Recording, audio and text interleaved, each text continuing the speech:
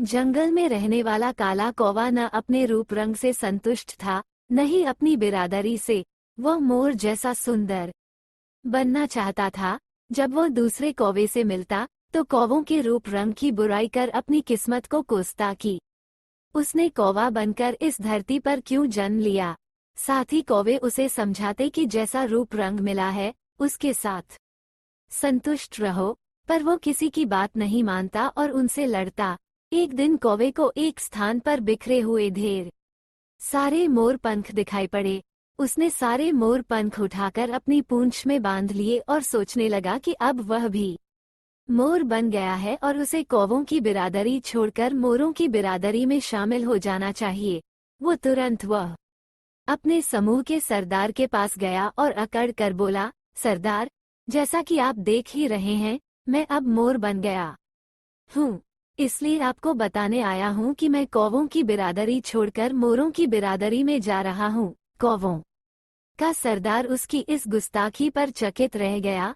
वो कुछ नहीं बोला, बस उस कौवे को जाता हुआ देखता रहा। कौवा मोरों के पास पहुंचा, ये साबित करने के लिए कि वह भी मोर बन गया है। वो उनके सामने अपनी पूंछ दिखा दिखा कर घूमने लगा।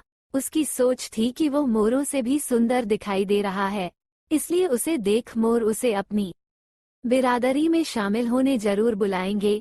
मोरों ने जब उसे मोर पंख अपनी पूंछ में बांधकर घूमते हुए देखा तो उस पर खूब हंसे। फिर उन्होंने सोचा कि आज इस कौवे का मोर बनने का भूत उतारते हैं। उसके बाद उन्होंने मिलकर कौवे की बहुत धुनाई की।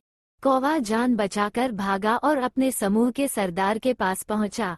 वो उनसे बोला, सरदार, मोरों ने मुझे बहुत मारा, अब मैं उनके बीच कभी नहीं जाऊंगा, मैं यही अपनी बिरादरी में रहूंगा।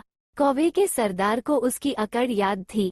वो सोचने लगा, बहुत अकड़ रहा था तू, अभी तेरी अकड़ भी उतरता हूँ और सबक भी सिखाता हूँ।